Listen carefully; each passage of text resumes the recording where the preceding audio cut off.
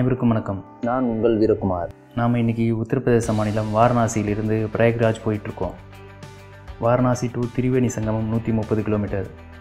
ட்ரெயினில் வரதா இருந்தால் பிரயாக்ராஜ் ரயில்வே ஸ்டேஷன்லேருந்து திரிவேணி சங்கமம் 11 கிலோமீட்டர். இந்த புனித யாத்திரையில் நாம் பார்க்க போகிற இடங்கள் என்று பார்த்தீங்கன்னா திரிவேணி சங்கமம், பாதாள ஆஞ்சநேயர், அலோபி சங்கரி தேவி, சீதாமர்ஹி கோயில். பிரயாக்ராஜில் நாம் பார்க்க போகிற முதல் இடம் திரிவேணி சங்கமம். இதுதான் அலகாபாத் கோட்டை. நாம் இப்போது திரிவேணி சங்கமத்தில் இருக்கோம். இங்கே மோட்டார் போட் நாட்டு படகுகளை உபயோகிக்கிறாங்க. 1 கிலோமீட்டர் அளவுக்கு சுற்றலாம். திரிவேணி சங்கமத்தில் 3 நதிகள் கூடும் இடத்துக்கு நாம் இப்போ போக போகிறோம். அங்கே தீர்த்தத்தை எடுத்துக்க போகிறோம். கங்கை, யமுனை, சரஸ்வதி சங்கமம் ஆகின்ற இடத்தை தான் பார்த்துட்ருக்கோம். இதில் கங்கையும் யமுனையும் கண்களுக்கு தெரியும் நதிகள். சரஸ்வதி ஊற்று நதி. இந்த புனிதம் நிறைந்த திரிவேணி சங்கமத்தில் 12 வருடங்களுக்கு ஒரு முறை மகா கும்பமேளா சிறப்பாக நடைபெறும். இங்கு சுமங்கலி பூஜை செஞ்சுக்கலாம். அதாவது வேணிதானம், தம்பதி பூஜைன்னு சொல்லுவாங்க. இது கணவன் மனைவி சேர்ந்து செஞ்சுக்கிறாங்க. இந்த பூஜையில் முடியை நதிக்கு தானமாக கொடுப்பாங்க மற்றும் தலை செய்வதல் என பல சடங்குகள் செய்வாங்க. அங்கே சென்னை மயிலாப்பூரில் உள்ள சிவம் யாத்ரா சர்வீஸ் மூலமாக குரூப் டூராக வந்ததால் அவங்களே எல்லா அரேஞ்ச்மெண்ட்ஸும் செஞ்சாங்க. அவங்களுடைய டீட்டெயில்ஸ் டிஸ்கிரிப்ஷனில் கொடுத்துருக்கேன்.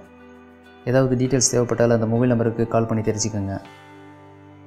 இந்த கோயில் பாதாள ஆஞ்சநேயர் திரிவேணி சங்கமத்தில் உள்ள இன்னர் ரோடுக்குள்ளே இருக்குது. பெரிய ஆஞ்சநேயர் சிலை 8 அடி கீழே படுத்த நிலையில் இருக்கார். தரிசனம் கண்கொள்ளா காட்சியாக இருந்தது.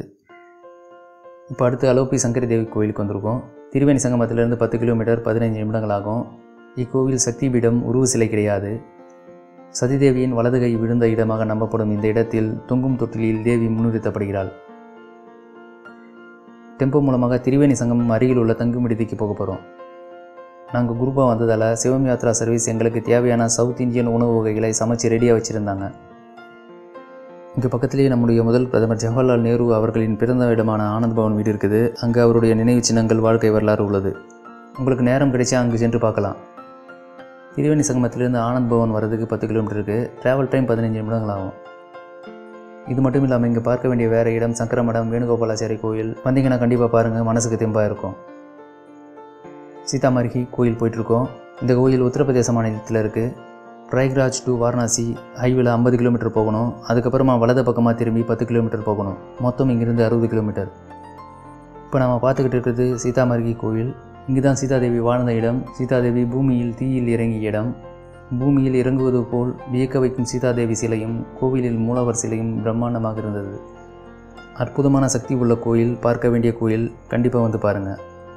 சீதாதேவி கோவில் பக்கத்தில் இருக்கிற அழகிய ஹனுமன் கோயில் வந்திருக்கோம். தரிசனம் கண்கொள்ளா காட்சியாக இருந்தது. இந்த வீடியோ பிடிச்சிருந்தால் லைக் பண்ணுங்கள், ஷேர் பண்ணுங்கள், மறக்காமல் சப்ஸ்கிரைப் பண்ணுங்கள். அதில் ஆல் என்ற பெல் பட்டன் எனேபிள் பண்ணிக்கோங்க. அப்போ தான் நாம் போடுற எல்லா வீடியோவும் உங்களுக்கு தொடர்ந்து வந்துக்கிட்டு இருக்கோம். இதுக்கு முன்னாடி வீடியோ வாரணாசி பற்றி இருக்கும். பார்க்காதவங்க அந்த வீடியோவும் பாருங்கள். டிஸ்கிரிப்ஷனில் லிங்க் கொடுக்குறேன். நம்முடைய அடுத்த வீடியோவில் இதனுடைய தொடர்ச்சியாக வாரணாசியில் நைட் தங்கிட்டு அங்கிருந்து மறுநாள் கயா புத்தகயாவுக்கு போக போகிறோம். தொடர்ந்து இணைந்திருங்கள். மீண்டும் சந்திப்போம். நன்றி, வணக்கம்.